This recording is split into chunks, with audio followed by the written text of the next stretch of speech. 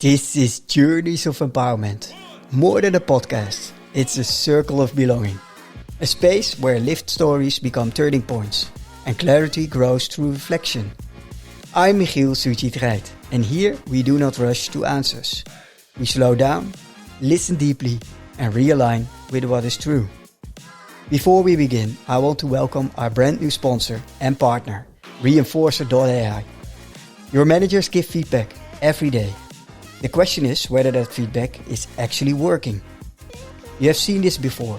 New processes are introduced. Training happens. And still, adoption stalls. Safety drops. Momentum fades. Not because people do not care, but because leaders do not know what is really driving the behavior they see. Reinforcer.ai helps leaders understand what triggers behavior, what reinforces it, and what needs to change. It analyzes everyday conversations in one-to-ones and team meetings and gives managers concrete guidance. What reinforced the right behavior, what missed the mark, and exactly what to focus on next time. Built on proven behavioral science, Reinforcer.ai makes behavior change measurable, practical, and part of daily work. So progress does not depend on good intentions, but on better feedback. If you want to improve behavior, where it actually forms, you can learn more at Reinforcer.ai.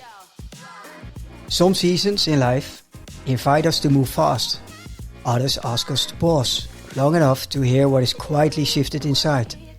And in those pauses, we often discover the connection begins with how deeply we are willing to meet ourselves. In this episode, I sat down with Belén Hein, someone who has lived across continents and learned to build her sense of home from within. Her path moves through Argentina, Germany, the United States, and now the Netherlands. And each transition strengthened her ability to meet change with openness rather than fear. We talked about the rise and heartbreak of co-founding Neurolytics and what it means to leave something you poured yourself into. We explored the tension between ambition and loss, motherhood and identity, and the way writing and honest conversations helped her stay close to her inner compass. And we reflected on the power of meaningful interactions, influenced deeply by mother's presence and the care she modeled. As Belen said, you can be fine and happy wherever you are, and when you learn to accept what is and what isn't. And the line I'll carry from our conversation is that clarity rarely arrives on its own. We create it through reflection and honest exchange. Let's hear it. Here we go. Here we go. Welcome, Belén. Yes, thanks, Michiel, so much for having me.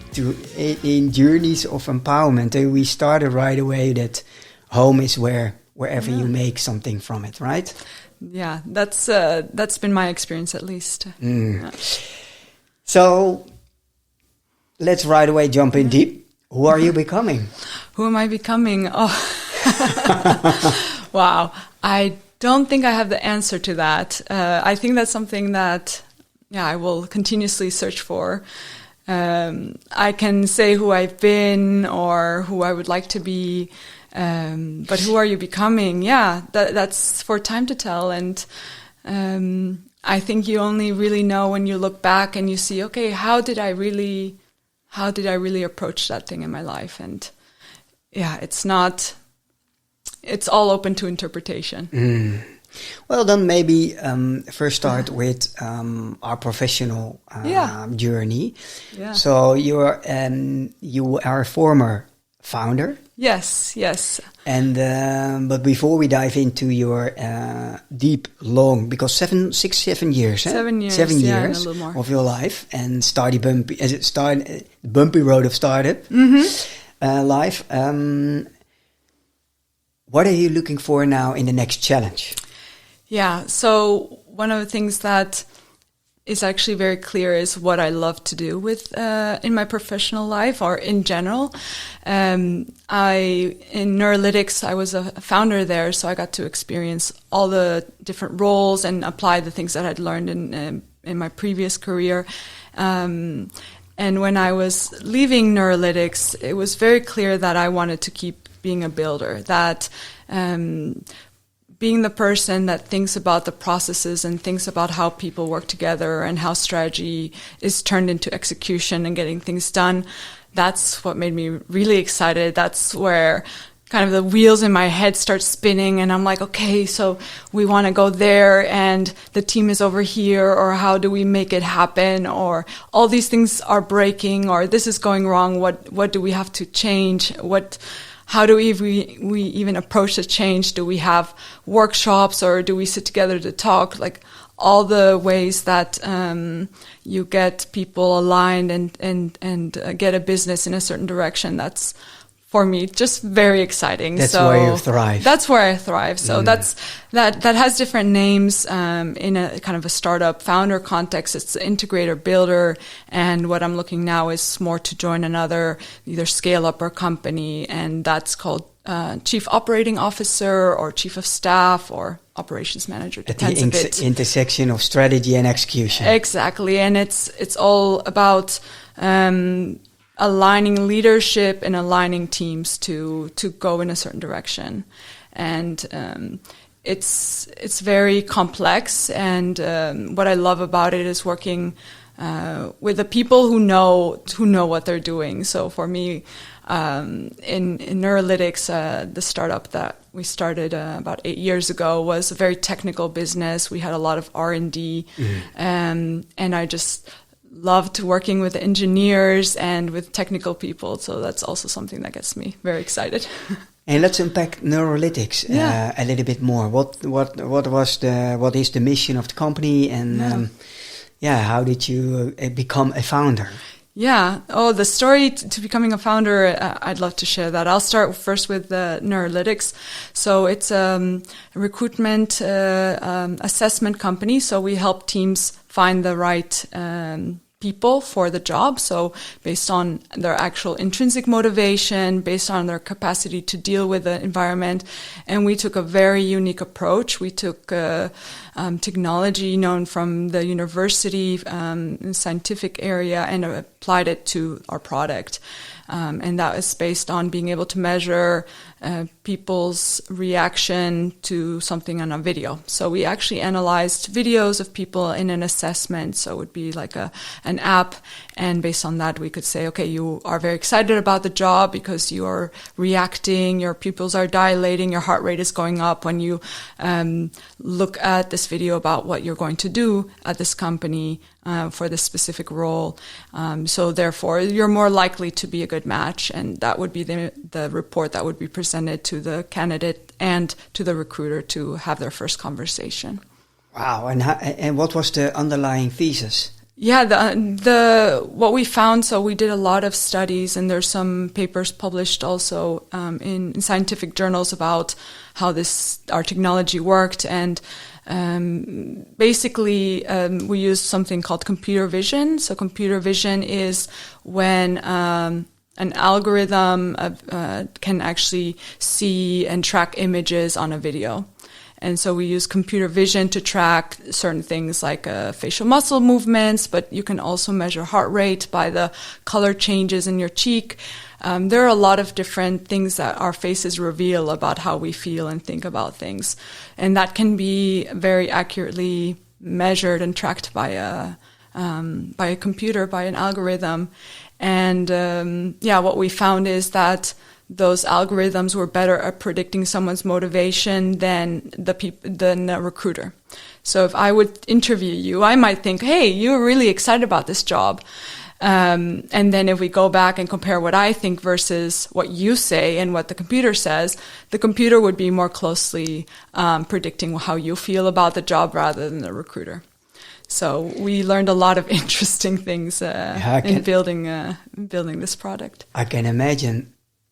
The question is, how do we determine that then the computer vision is better able to, how do we determine that? Yeah, well, we used for any algorithm, for any technology, you have your source of truth. Yeah.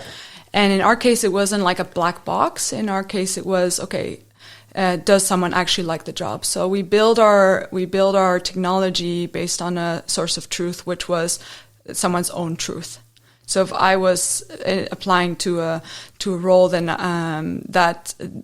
and we were using that data to build the model, then how I felt about the role was the ground truth, which was used to train the model. So it's very different than a lot of the AI that you hear out there, which is more black box. We feed it things and then we see what it comes up with. Probabilities and tokens, and then ta-da, something.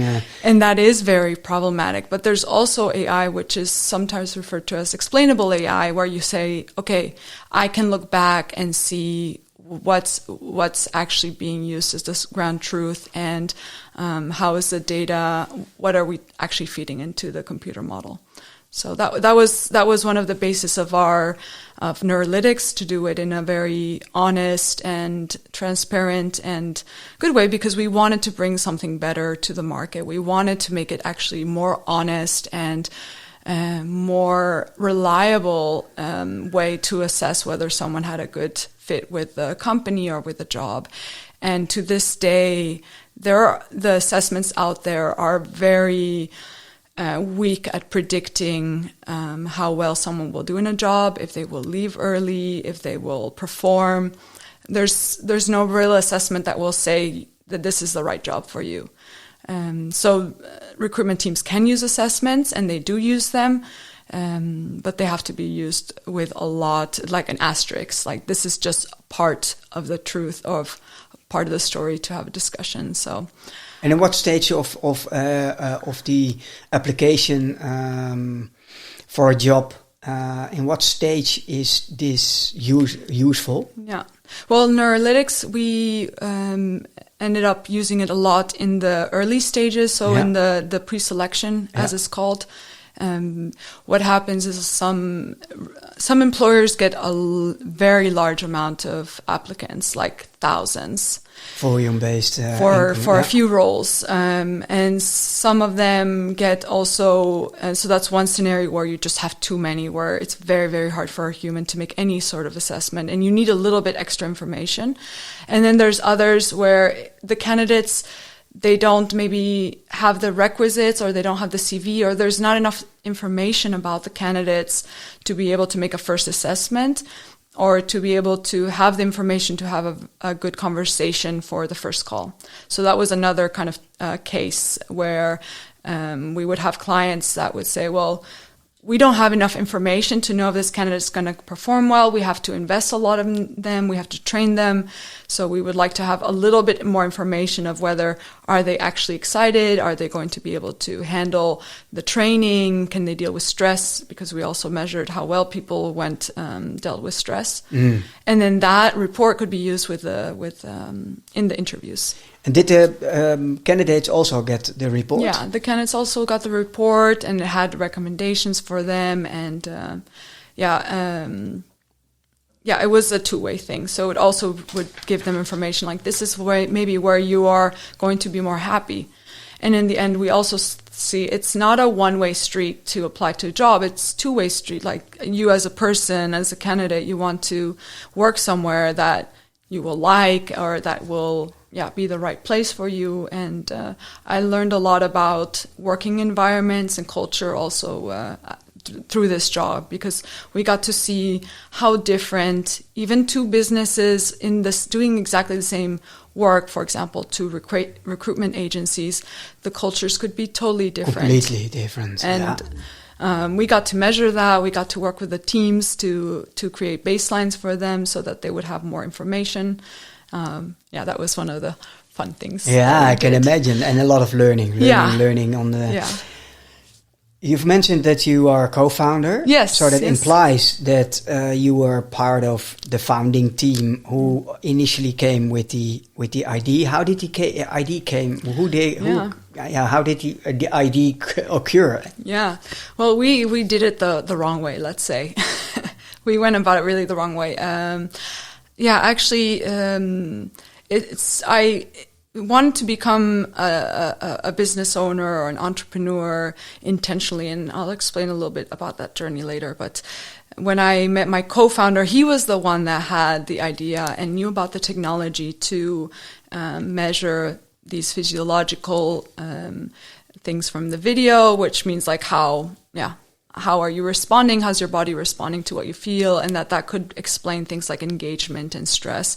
So we knew about that. So my co-founder and I decided to work together and build a business. And we wanted to use this technology because we both were really motivated to bring innovation and progress and make the world a better place. We were in our people that want to see things get better and that really believe in the human side. So we had that kind of as a very strong founding vision. And so we went through this process to see, well, what industry, what problem can we solve? So then we started to look at what are the problems that we can solve with this technology and how would that look like? And that's when we landed on recruitment and how difficult it is to make that decision, how many companies have high turnover rates. And we talked to hundreds of hiring managers and people in the area and thought, okay, this is something where it's exciting and where we can solve a problem. And we came up with the idea of the product, how to apply the technology to an assessment on a whiteboard in a brainstorm session. And we thought like, hey, what if we show people what the company is like and what the work is like, and we see how they react to it. And we can make a sort of score of, are they more or less motivated than the other candidates there? And so slowly we put together the product, and then we started to test how that would work in the market, and then we would start to do R&D experiments to see if it would be feasible from a technology point of view, and put together the technology team and professors and everything we needed to make a actual real product. So that was the beginning. And we did pilots with a very prototype MVP, just a laptop, and we did really the founder journey together. And you've mentioned that you did it the wrong way. What was wrong? Well, if there's any right, any right, to be honest, if there's any right way to start your business, and what is then the right way to start your business, right? Yeah. I mean, it's not the wrong way, but the theory goes. So theoretically, the theory goes now in the entrepreneurial startup space is first you start with the problem. You just always start with a problem. Don't start with a solution. So there is a very big risk if you have the solution, if you have the product or technology, that you're not solving a real problem. And that's the biggest risk. So that's why I say the wrong way, because you could end up saying, hey, this is a great widget for this to solve this problem, but the problem doesn't want to be solved in that way. And now fast forward 7 years later, in what stage is the company right now? Yeah, the company is still operating. They have clients, but it's not a fast-growing company. It's not a scaling company. There are some challenges up ahead, like the AI Act, which put into question whether, it's even legal to have such a product out there in the market. That's still under question mark. And the current team has also evolved the product to be both usable with or without the AI component.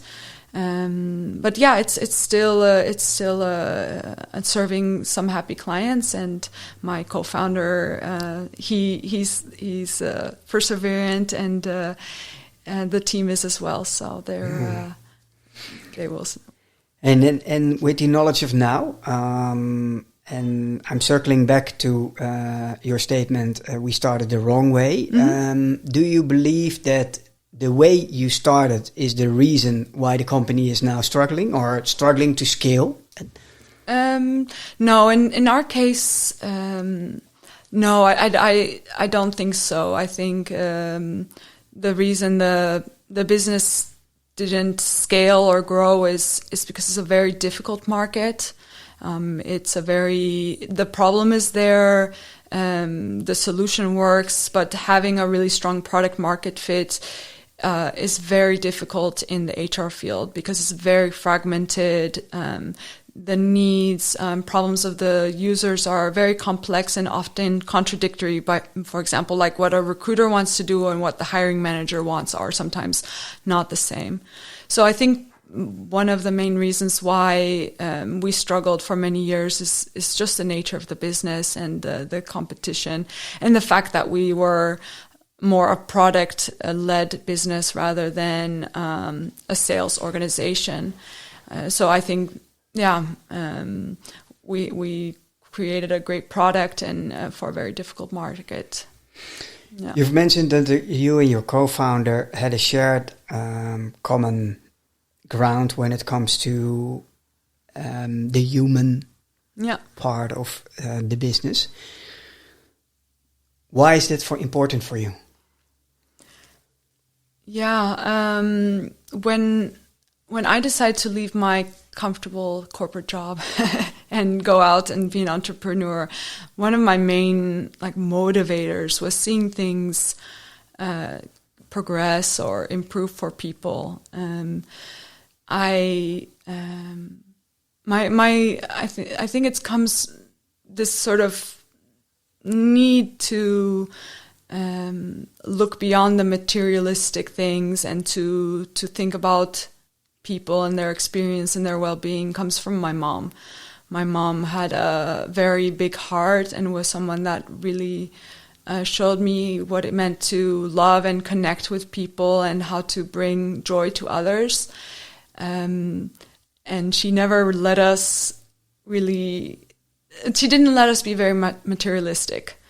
So even though there's a part of me that is very results oriented and I do like nice things, I always had in the back of my mind, how the well-being of people is more important than the material things.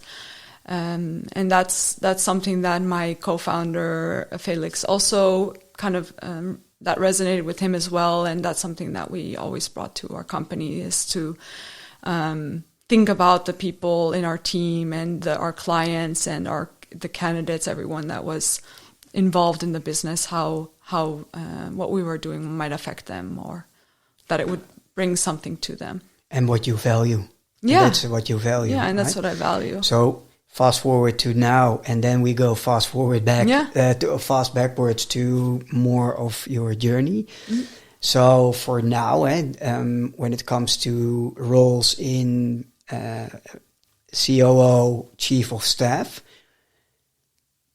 would it have a preference to, or is it a necessity that it's focused, that your next challenge is focused in, well-being or some sort of helping moving humanity forward, or how do we call it? What is for you important for your next challenge?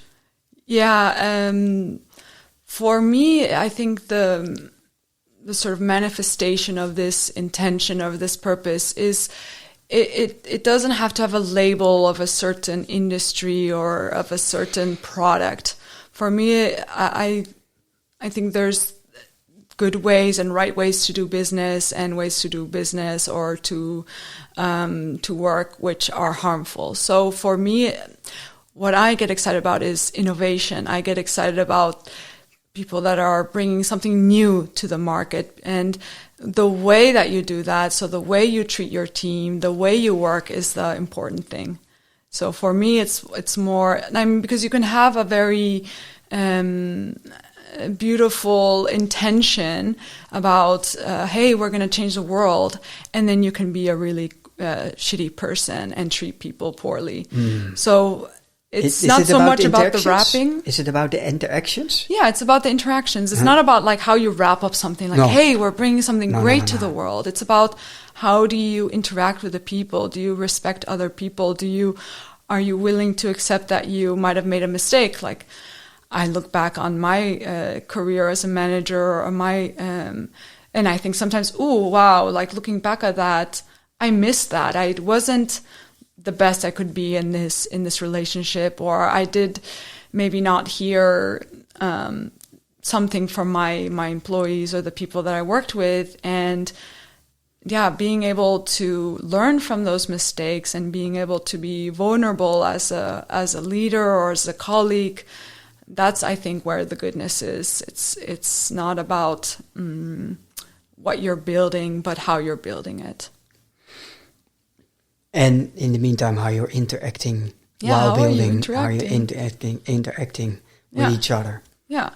And sometimes, sometimes that's really hard, because you have to be willing to hear feedback. You have to be willing to accept that you made a mistake, or that people took things the wrong way, and I think that goes across all levels and all colleagues. I was recently working with a team who's really great, had the best intentions, but sometimes in their interactions, their frustrations or their anger would come up, and they were great. So I would kind of call them out on it. I'd be like, oh, you are stressed about this upcoming deadline. Did you notice that you're stressed about it? So you're responding to this colleague in a sort of aggressive, mean way.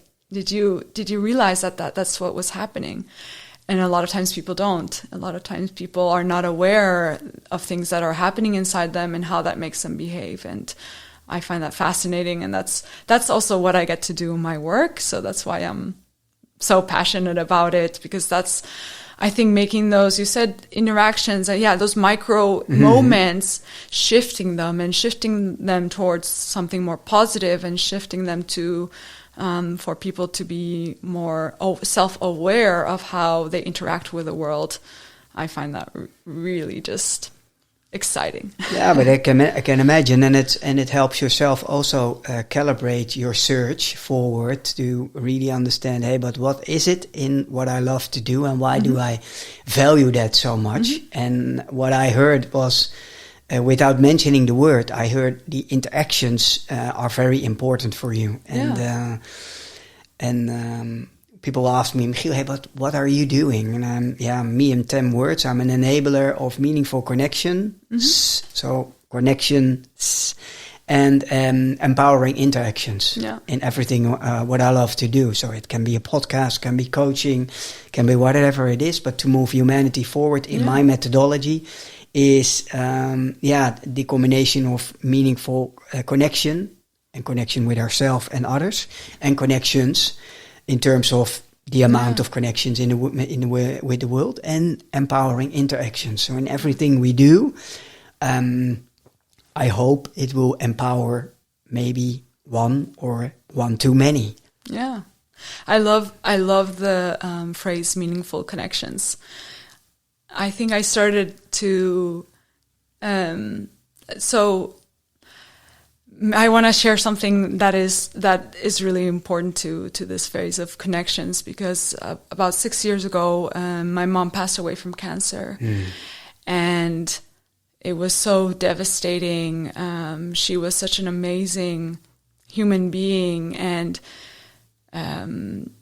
she had really lived her life in making meaningful connections. She lived in many places and carried friendships over many decades, over many continents. So when she passed, and I was really thinking, well, how can I continue to honor her, and how can I bring her with me?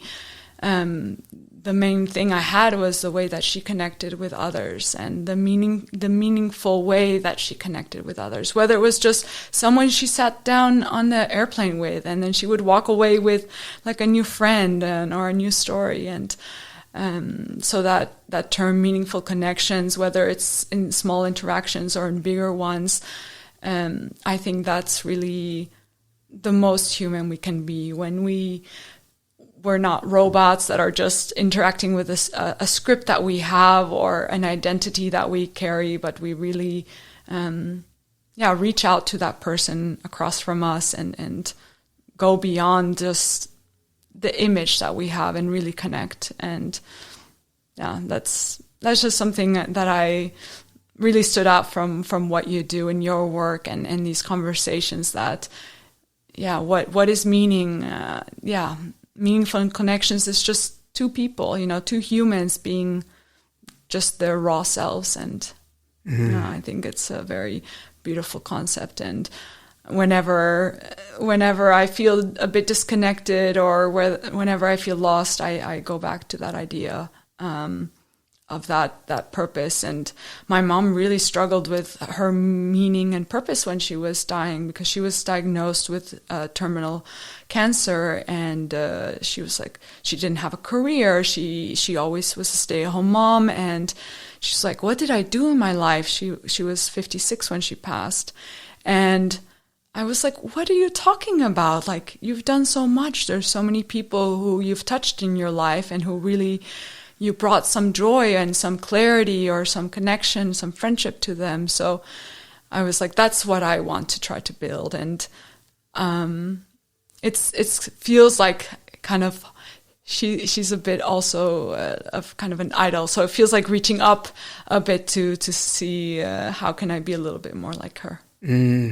Beautiful. I get the whole time I get bodily response, goosebumps when you speak about that. And so thank you for sharing. Yeah. And it makes me also wonder about myself and that's why I love to ask the question to you.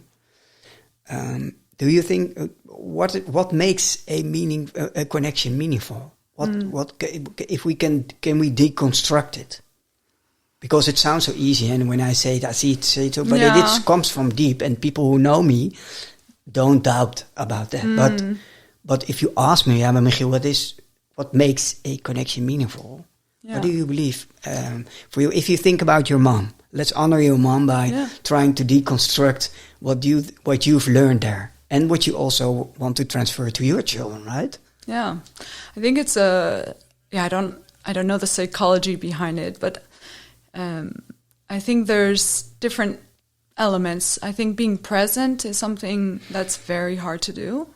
Like I find it very hard to stay grounded and stay present. I'm always thinking about the past. I'm always thinking about the future.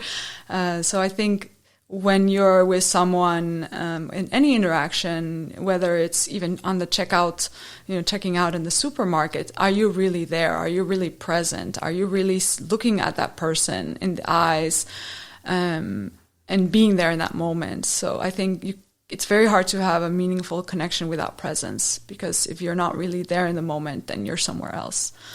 And the other thing that is kind of connected is the empathy or the vulnerability. So a lot of times when we interact with other people, we have things that are in between, judgments that we make, emotions that come up, and to a certain degree, those can also take us away from the connection, from the presence. And I think one of the things about empathy is kind of letting go of the judgment, letting go of the things in between, the different colored glasses that you might wear in an interaction. So yeah, I don't know, don't have the answer, but I think at least those two things are important. Well, I believe too. And what resonates with me is especially the presence, because you made me aware of something, that the only moment when I'm truly present, and maybe that's why people say, Michiel, you are a born connector, but also born to have a deep conversation, is in the here and now, in the interaction between right now, you and me. I'm not busy with that's why it took a while before I got to use, I'm a host, so I have to make sure that the sound, and I'm taking some snippets on video. I have to check that because I'm so focused in our conversation that because I struggled my whole life with, you have to meditate. Michiel, if you add something to your very structured program and your daily morning routine, it should be meditation. I was always like, but okay, why now? And I don't see myself sitting for 15 minutes. I'm doing it now every morning for almost 4 weeks. It came at the right place and an advice from a friend of mine with the same name, Michiel, tech lawyer. And he's very interesting. And he mentioned it and I was like, yeah, why not? But in our conversation, for me, that's the moment of presence. Mm-hmm.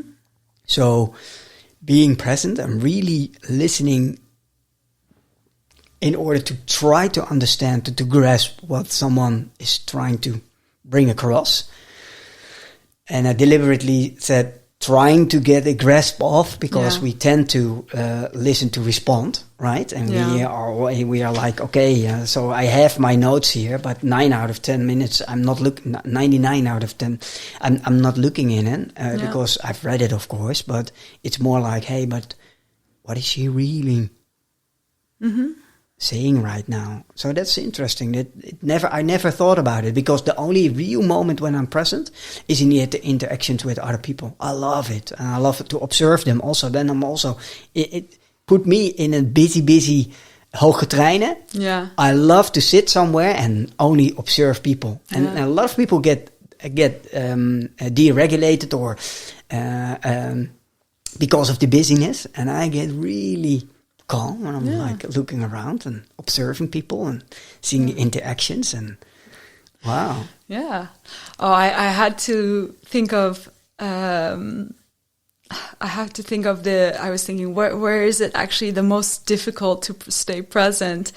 And one of the places where I have to practice the most is with my kids. Because I have young kids, and as any parent will know, they push every button. So it's very hard to stay really present with your kids when they do crazy things.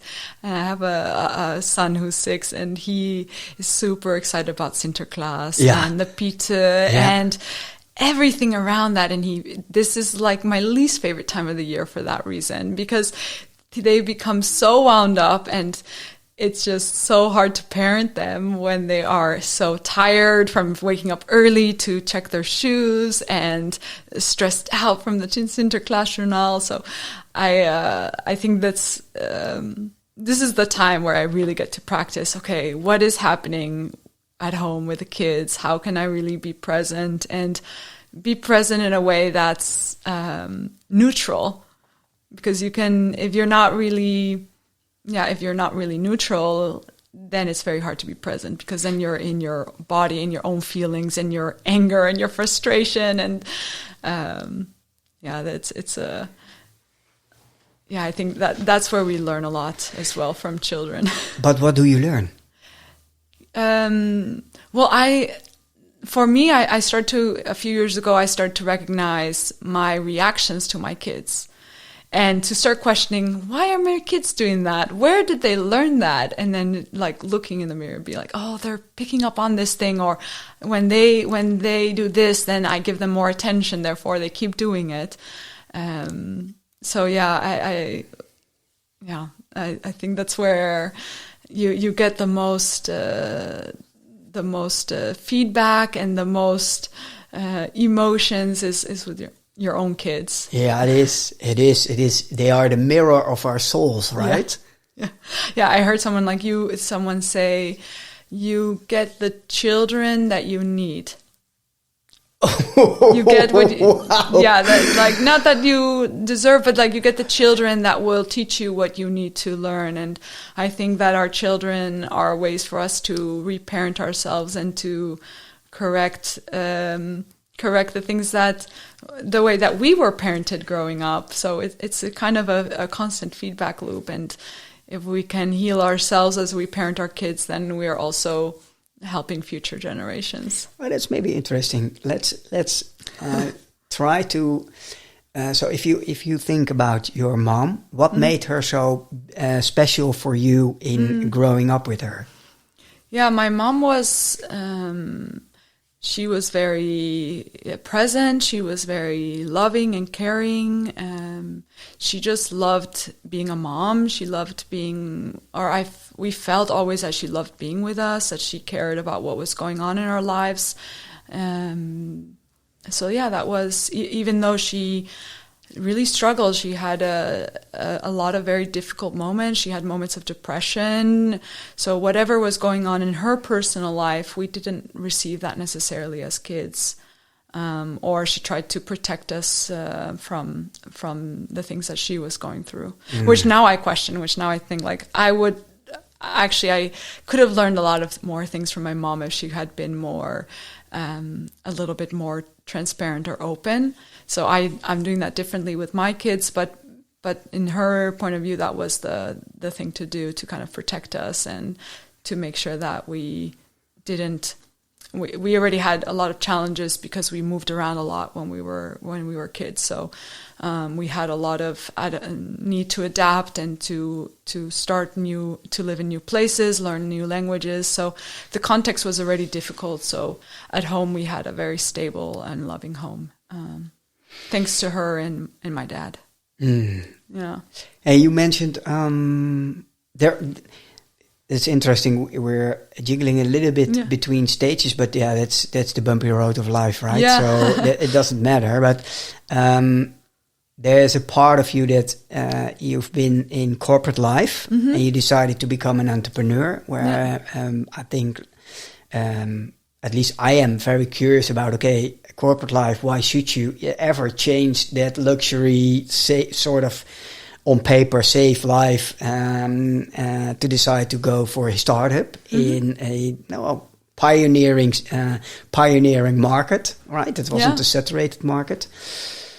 And to come back to one thing, I don't believe in HR. It's about product market fit at all. I believe in, especially in HR, it is your startup product ecosystem fitting right, because in the end it is fragmented. It will become, if it's in a certain niche strong enough, it will become easier to become part of an ecosystem where it's part of the employee journey, right? And if the employee journey is leading in HR, luckily, finally, and it's not about only salary administration and all those kind of things. No, it's about the whole employee end-to-end journey.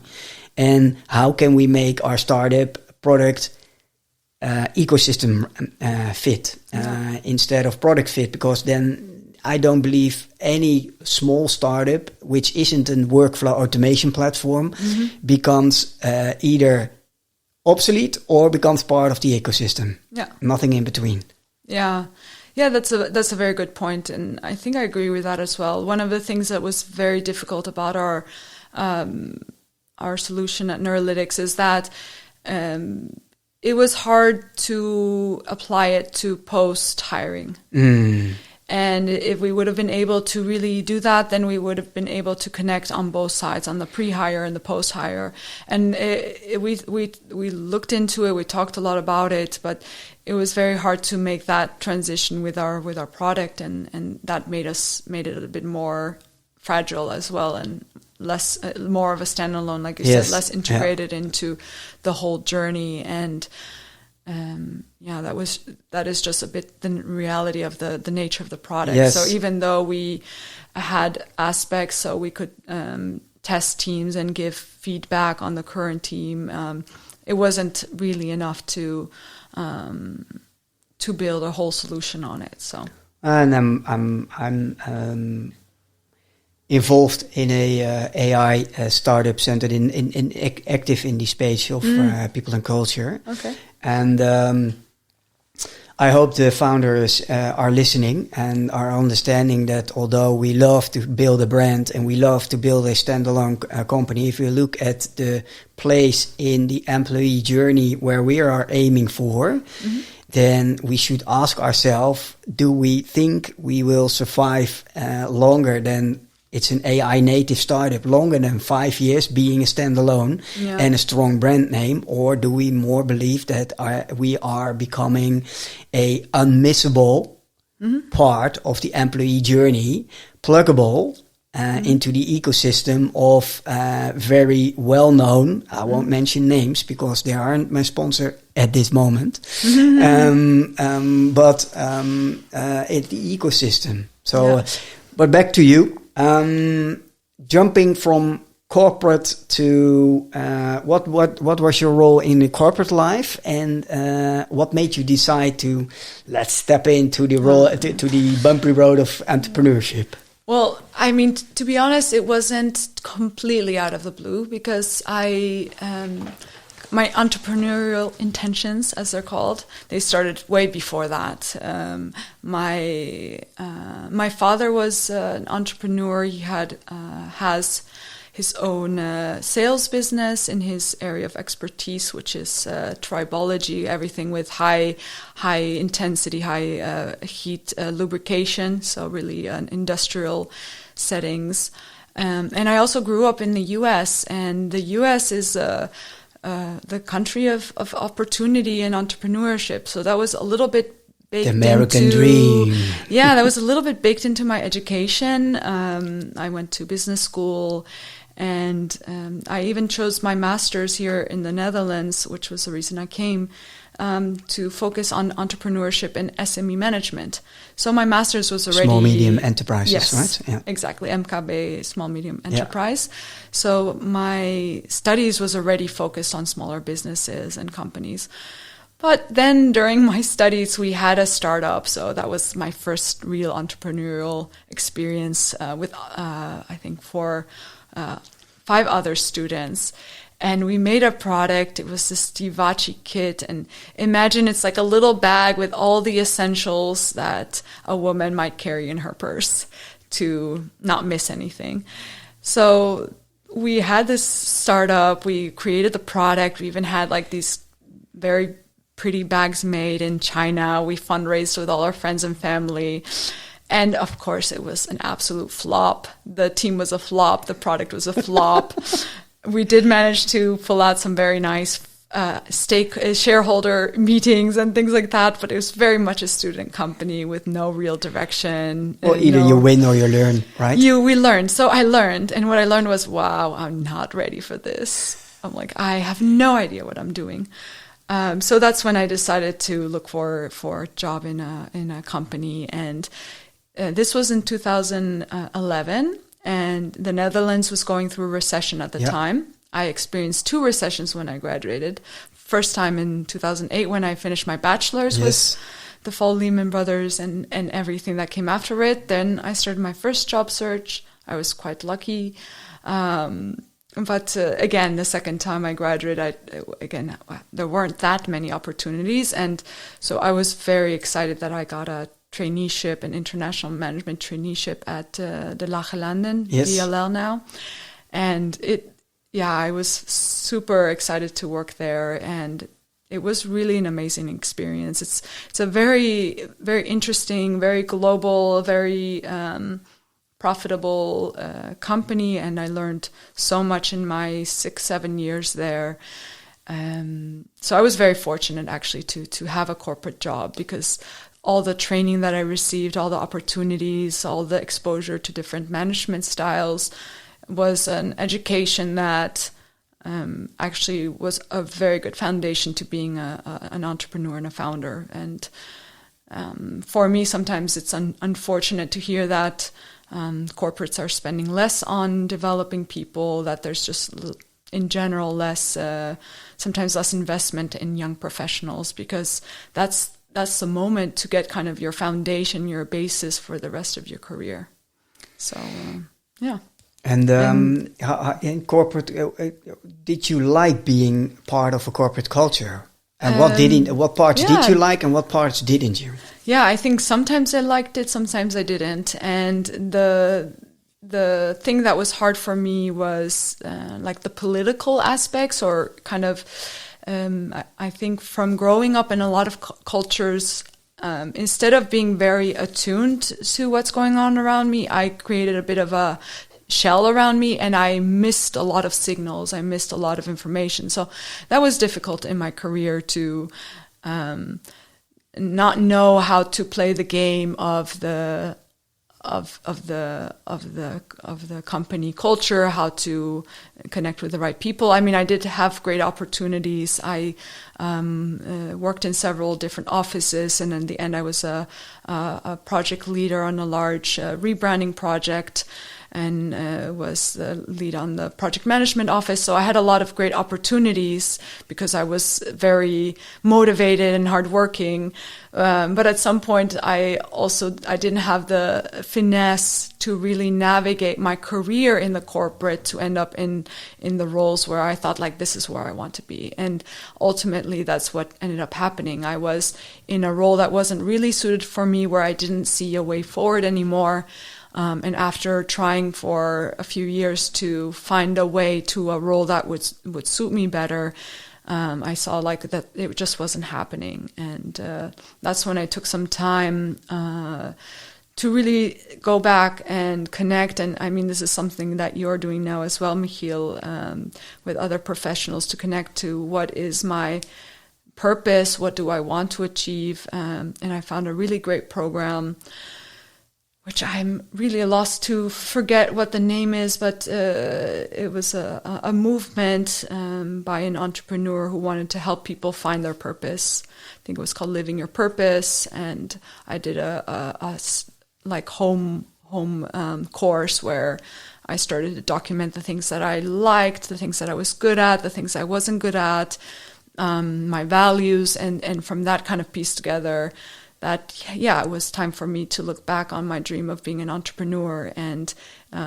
leading my own business. So then it became quite an intentional plan to say, I'm going to leave that.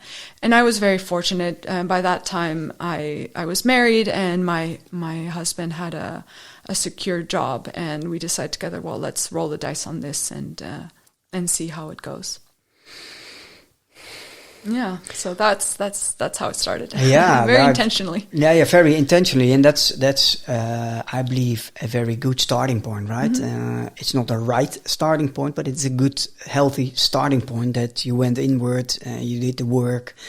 As I'm helping aspiring or entrepreneurs, regain clarity on the intersection of business development, personal growth, inner alignment, inner fulfillment, and outer impact. And there in the middle lies somewhere sort of what I believe the business model you. So it's about where you think you thrive on that intersection. Mm-hmm. And if that's aligned, I believe that if that's aligned, and you can use the Ikigai method, what you love, what you do, what your vocation, what you get paid for, what people, where you thrive the best in the middle of that intersection. Mm-hmm. But I think it's very good that you've done that. And how much of what you've learned there and then are you still applying also when you're looking for a new assignment? Do you think that's conscious or unconsciously? No, it's definitely conscious. I think because of the nature of the work that I do, or the background that I have is very what's called specializing generalist. It's very broad. The path forward is not always so black and white or so clear.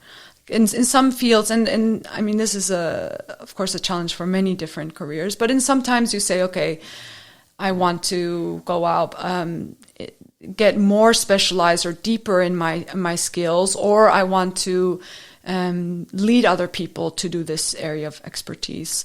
In my case, it's not so clear what the options are. So I have to be very intentional and think, okay, what's the right next step for me? What are the skills that I want to apply? What's the environment I want to work with? And then what I started doing recently, or when leaving Neurolytics, is say, like, what is the work that other people are doing that resonates with me, with what I like to do. And that's how I ended up kind of discovering or confirming the COO role that was quite clear, but also like the chief of staff roles, which are a bit similar, and so it was very intentional. Yeah, and I have to mention this one. I think you understand Dutch, right? Yeah. Yeah, of course. Okay, no, not of course, but yeah, you do. Because one of my best friends is the founder of Wheel of SaaS, formerly SaaS Bazen. And one of his podcasts was about chief of staff, and that there is a lot of different perspectives on the role chief of staff. And so he decided to make an episode inviting 4 or 5 chief of staffs to bring in their perspective about how they apply and how they see their role and their value of the role. So if you think that is, yes, I'm vouching for you from my friend. I'm going to listen to it. SaaS podcast. I will send you the link to the specific episode. I think it is very interesting for you to see, to discover, okay, but what of this role is really resonating with me, and what parts maybe I'm missing in this role. So that's interesting because it's relatively new. Yeah, I mean, I think it's something that's always been done, but has carried different names, or has been. There is some kind of innovation when it comes to roles and job titles and how we structure, how we organize teams. So I think I don't know too much about the history of chief of staff. I'll be listening to that. But yeah, I think another thing that was something I recently did was when I left Neurolytics, I decided to take an interim assignment. And that was, I thought, actually, I want to see what it's like to apply the skill set or do this work for someone else. So I've been doing it for many years for my own company. What is it like when I help someone else with that? Well, very legitimate question, right? Yeah.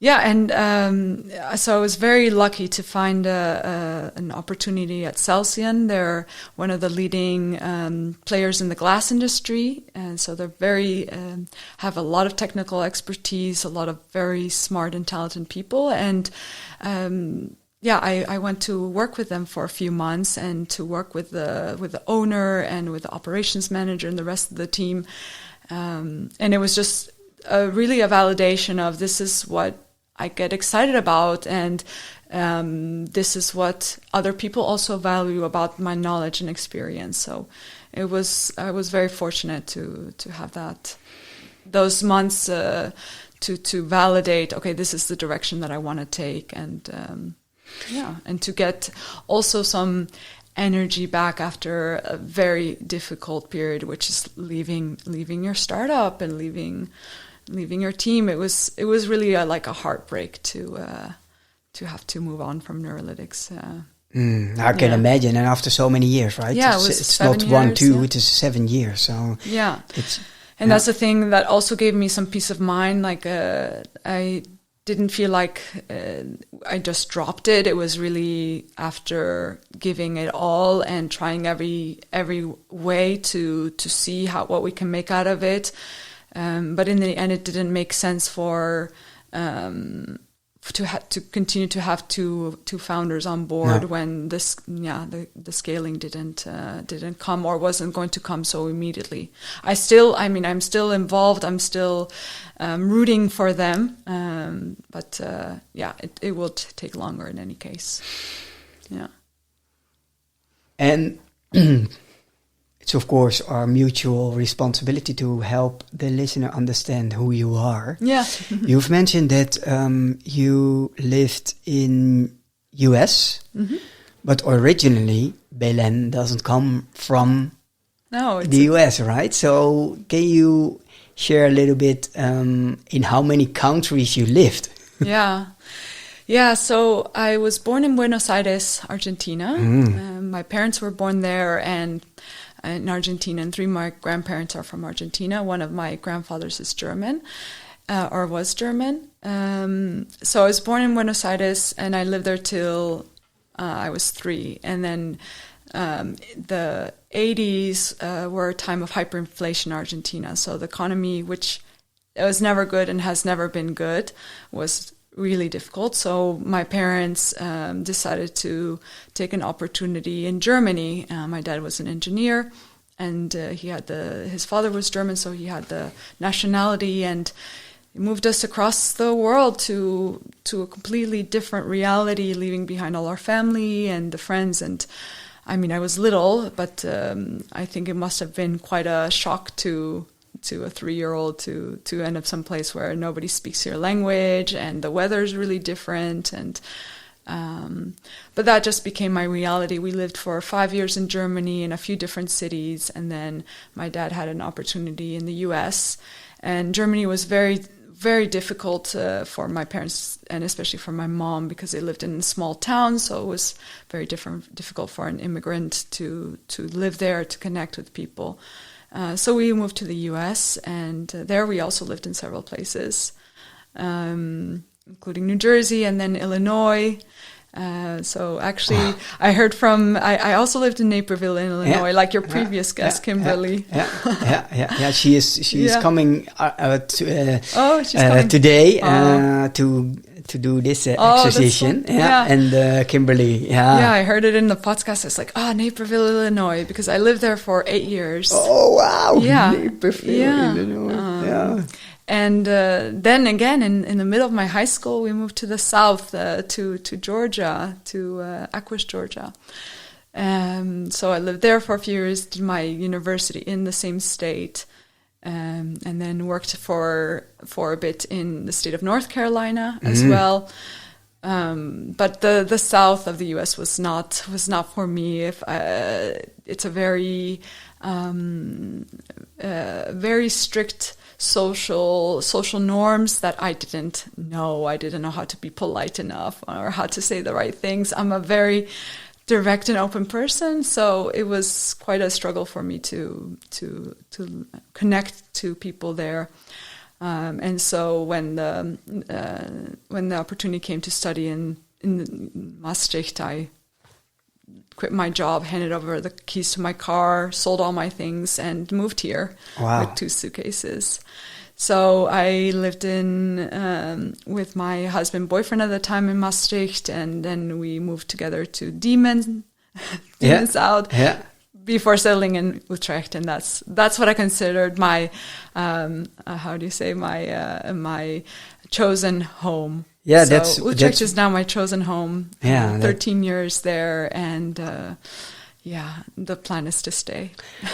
Yeah, well, and that was exactly what my question will be: is where do you feel at home if you've moved so many times in your life? Well, I feel at home now at Utrecht, and in my neighborhood or on the schoolyard. And I think as someone who doesn't have roots anywhere, it will never be the place you grew up. It will never be the place where your family's from or where your childhood friends are. But you make it your home. And that's something that I learned, that adaptability to say you can be fine and happy wherever you are. You just have to accept what is and what isn't. Ooh. Yeah. Now we're getting deep. You have to accept what is and what isn't. Yeah. How easy does that come for you? Sometimes it's a struggle. I'm like a perfectionist. I like to have things in my way. I know what I like. But that's why I could adjust to Utrecht and the Netherlands, especially because I felt like I could be myself here. I felt like I could express myself in the way that I want to, more direct, more open. I felt like my quirkiness or however I chose to be could be sort of, if not like embraced, at least not fought against. So, even though maybe there are things that are hard to accept, it took me like 5 years to accept the weather here in the Netherlands. Yeah. Oh, yeah. I'm still not accepting the food. Like my daughter this morning, she's like, "Oh, the real pancakes." I'm like, "No, pannenkoek are not the real pancakes." But what are for you the real pancakes then? Can you American pancakes? Yeah, but okay, but that's interesting. So the American pancakes are the real ones. Yeah, and so otherwise it's a crepe. Otherwise it's a crepe. It's crappy or crepe? Oh, crepe. A crepe. Crepe, yeah. France. And then a pannenkoek is a pannenkoek, It's a Dutch pannenkoek. It's not the real one. And what does your daughter say then to you? She doesn't agree. And where does that come from? She's just something like with her the apple mom. and the tree, eh? Yeah. My daughter is she's just such a mirror to me. But a much improved version of me. So, that's so nice to say. Oh, that's so nice to say. What are helpful tools for you, which also people can learn from while navigating? Because it sounds so you make it sound so easy to navigate countries, cultures, companies, but what are tools for you? What is helpful for you to use to navigate? Well, let's say navigate life with all the bumpy stuff in it. That's a good point. It's not easy. It's not easy for anyone. If any time you see someone do something and you think, oh, that's easy, or it's easy for them, no, you have to look again. I think people who are doing things that you can look up to or that are inspiring, it's hard for them too. So I'm glad you brought up the tools, and we talked about it a bit in the pre-call, because one of the things that I learned is, that things don't just magically happen. No.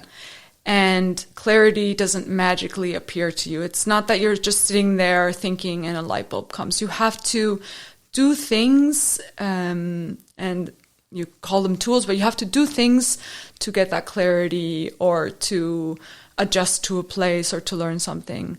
One of the tools, one of the innovations that we have is writing. I don't consider myself a writer, but I have recently really become aware of how much power writing something down has to being able to get more clarity from it, or feel better about something, or process my emotions. So I think writing things down in different ways, different tools. So whether it is a worksheet that you have, there's tons of workbooks out there that you can find for any given topic. Something like, I was recently looking at something called emotional surfing. This is coming from the DBT, which is dialectical behavior therapy. It's a therapy where you learn a lot of different skill sets through things like tools of writing down and reflection. So emotional surfing is a tool that you reflect on what you're feeling. So you recognize what you're feeling, you reflect on why you're feeling it, on what it does to you, and you also think about what you want to do with that emotion. So what is that emotion saying about what is going on in your life or in this specific situation? So that's like one example of and a tool. And that's a writing exercise. It's a writing... To get it out of your head, to make it visible, to see, to come back to it, to pause, to reflect, to learn, to adapt, to change, to iterate on what you've written down. Yeah. So I think writing and using these tools is one important tool and tool set, and within that there's many, and different things work for different people.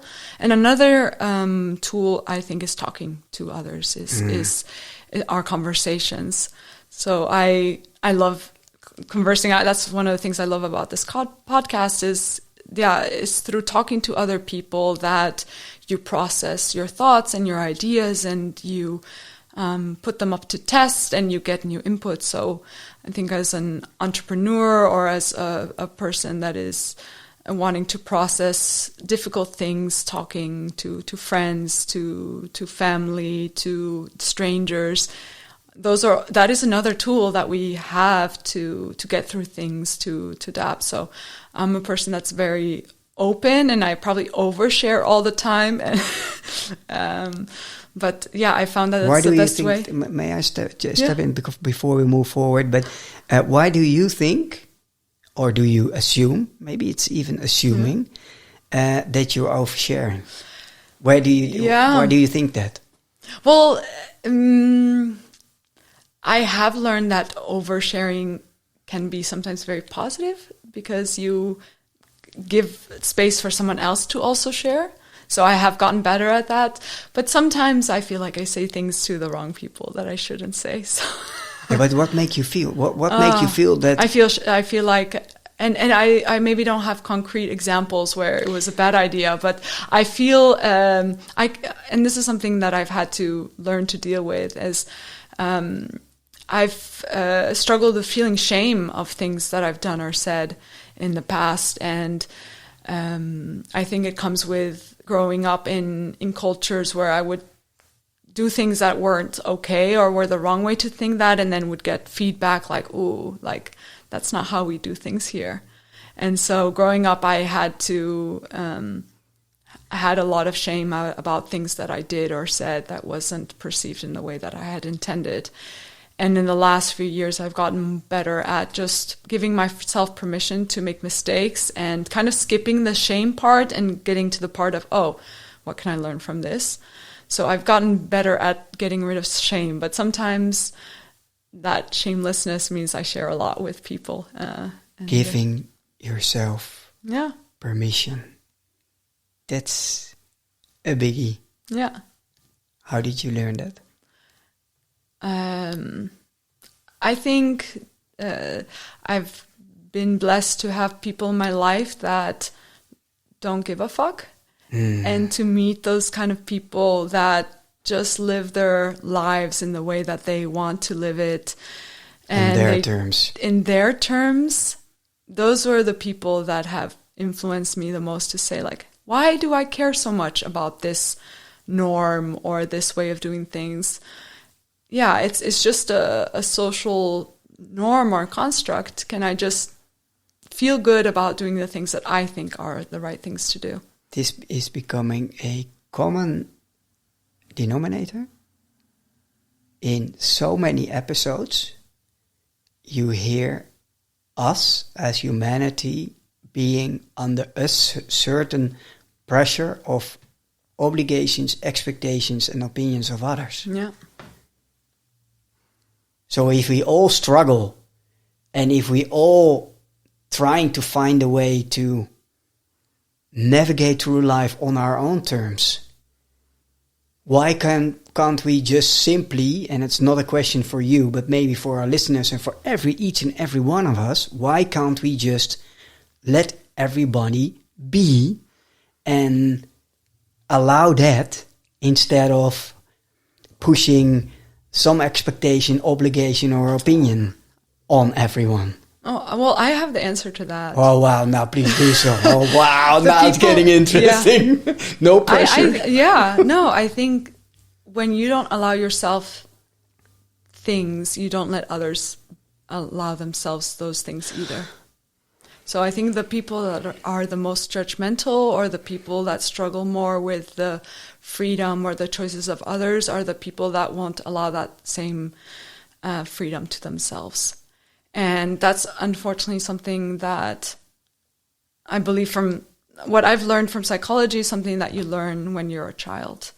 If your parent doesn't let you express yourself or doesn't let you be yourself, and you feel that you have to be a certain way to receive love, in a certain way to be accepted, then you will carry that into adulthood. And if you don't process that, if you don't shine light on that and work through that and spend time with that and accept that, then you will bring that same judgment and pressure to the people around you.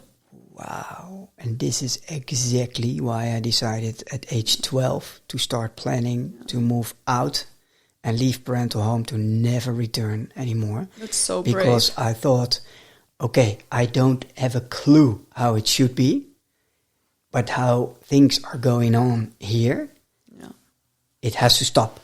Yeah. And it has to stop ASAP. So I started reverse engineering, and here comes my love for canvases. They help me.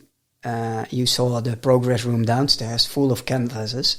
I love canvases, and believe me, in 1987, when I was 13, there weren't canvases, but I thought at age 13, I want to move out and never return. and I was 12 to start planning, okay, how can I make that happen? But the starting point was that I really from deep within felt, okay, how things are going on here. I don't know how it should be, but it isn't healthy for me to stay any longer. So I should start planning to move outward. And I believe also that much more of who we truly are is already inside of us, is already inherited and passed through transgenerational. And I really believe that because I'm the living proof that nobody learned me to do that. No. Except myself in a very unhealthy, very damaging environment. And in child of 12 doesn't decide to sleep rough at Hoogkaterijnen for 3 months between the junkies, and I did. Yeah. And I never felt unsafe, and I felt welcomed and appreciated, although being in a very dangerous environment as being just 13. But only to understand that also I believe that there is a lot already in us. Yeah.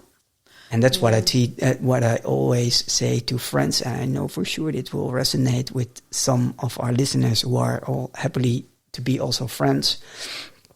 All the real answers are already inside of us. And it's up to us to figure out how to get them out. Yeah. But I truly believe that. Yeah, your story is really a very sad one, a really hard one. And, but what I think is also something to take away from that is when you're a child, you know what you feel, you know what's okay and not. And actually we keep that our whole lives. That's what our emotions are. That's how our inner compasses work. Yes.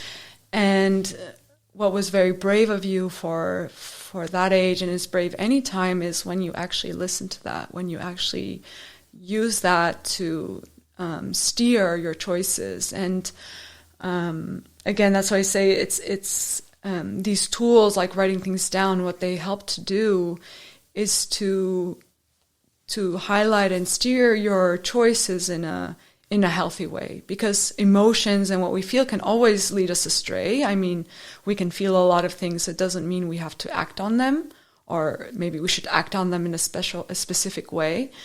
I think that's very a brave story that you share. And I think if a 12-year-old or 13-year-old you can do that, then we all need to be a little bit more confident and brave in facing the challenges that we have as adults. Thank you very much. And while we're thank you very much. And at that point, of course, it didn't feel any brave. It had to do. It was out of a sort of survival. It's survival instinct, pure survival. And but ultimately, I truly believe that in the end, it helped me to get on the path where I am at right now, and I'm really thriving through life in this stage of my life. So I'm very happy of that. And when you look back at your life, what is one thing what you are most proud of? I'm actually very proud of the mom that I am. And it's actually something really hard for me, or this is something really like a big shift, because I really struggled with I really struggled with motherhood in the first few years of my kid's life. One of the reasons was that I just didn't know what to expect as a mother, and it was very different than the rosy colored picture my mother had painted for us of how it is to be a mom. And the other thing is, when my daughter was 1, my mom was diagnosed with this terminal cancer. So when I was raising my kids and they were young, and I had my son was born right before she died. So I had a very challenging moment of having very young kids, working. I was starting my own business, and my mom was also struggling with her disease. So it was such an emotional, difficult time that I didn't feel that I could enjoy being a mother, and that I could. I took care of my kids and I gave them all my love, and I think I did a good job when they were young. I only struggled a lot with the concept of motherhood in the years after that. And in the past few years, I've slowly kind of started taking care of myself in a way that I can really enjoy motherhood and embrace and feel proud of how I'm raising my kids. But it was a difficult journey. It wasn't easy. Well, thank you for sharing, because what I truly believe is that parenthood is about struggling and finding our way, even without having good examples around us, or a good example. Your mother was in a terrible stage of her life, and you were an entrepreneur. I believe that are extremes, but I believe that parenthood is figuring out how to be a parent and figuring out how to be you in a new situation, right? Yeah. It's all so. I'm so happy that Samar Moshedi introduced us to each other, and why do you think she introduced us to each other? Yeah, I know that she is so inspired by you and what you're doing, and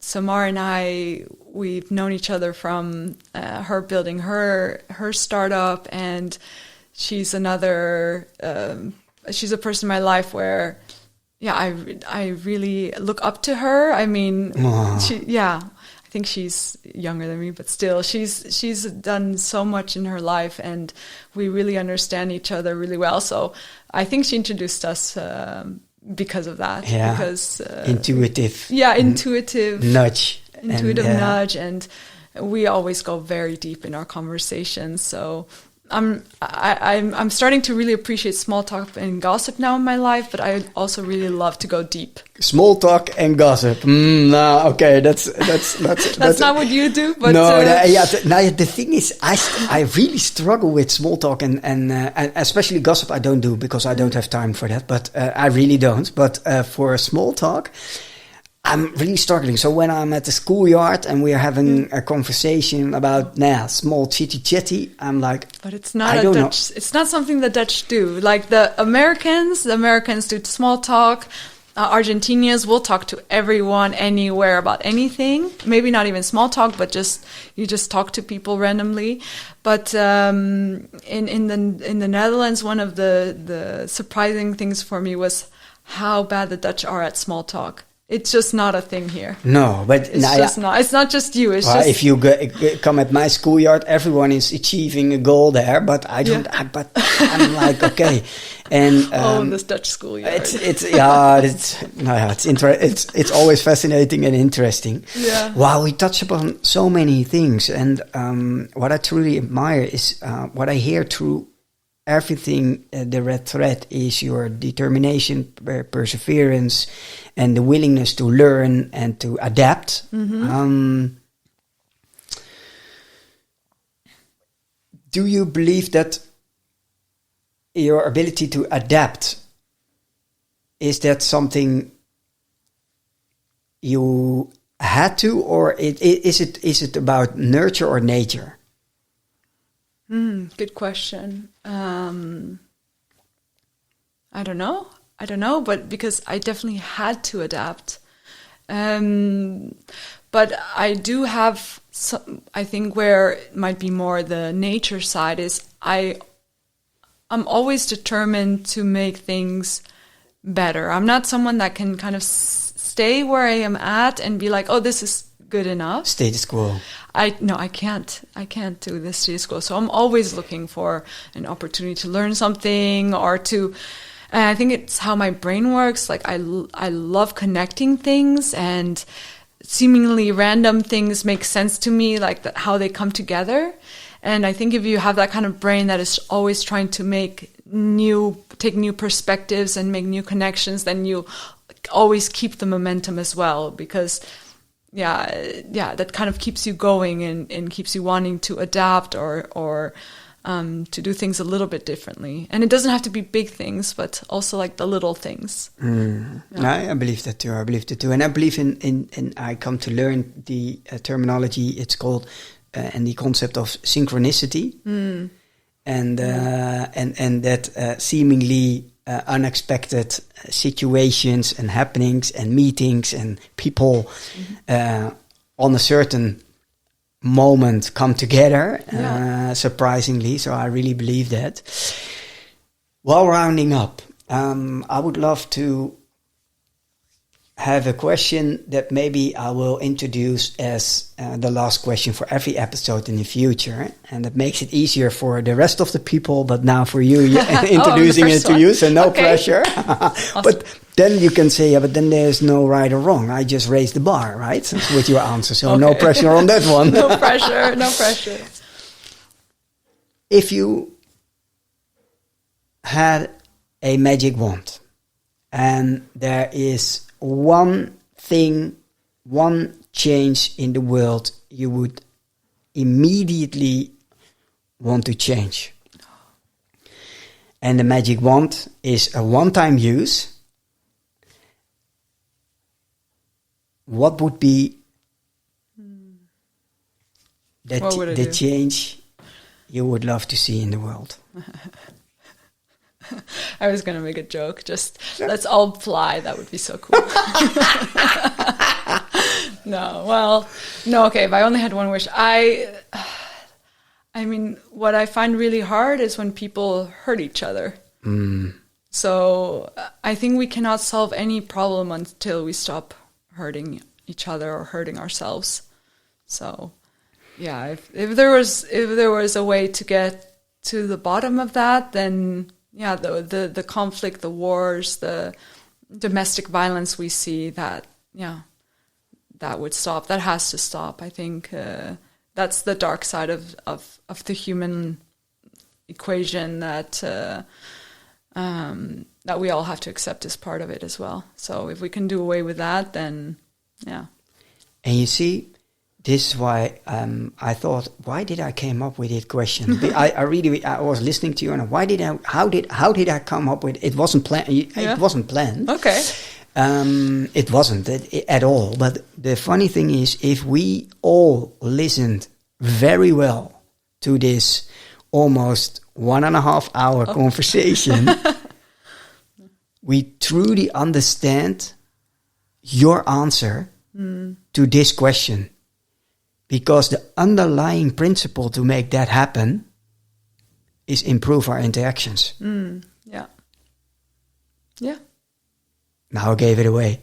I could have made it a quiz for the next one. Yeah. But it's all about meaningful connections and empowering interactions. But it's for you, the interactions and improving interactions to make it a better world. Yeah, and love. I mean, I think we could do away with hate, and then we'd have love or care.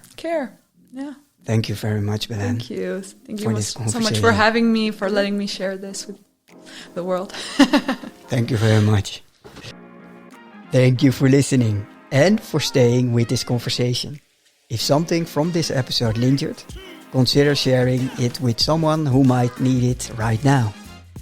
And if you choose to subscribe or leave a short review, you help these conversations reach others who are still searching for clarity, direction, or belonging. That is how the circle widens, quietly, one listener at a time. Keep going, keep becoming you.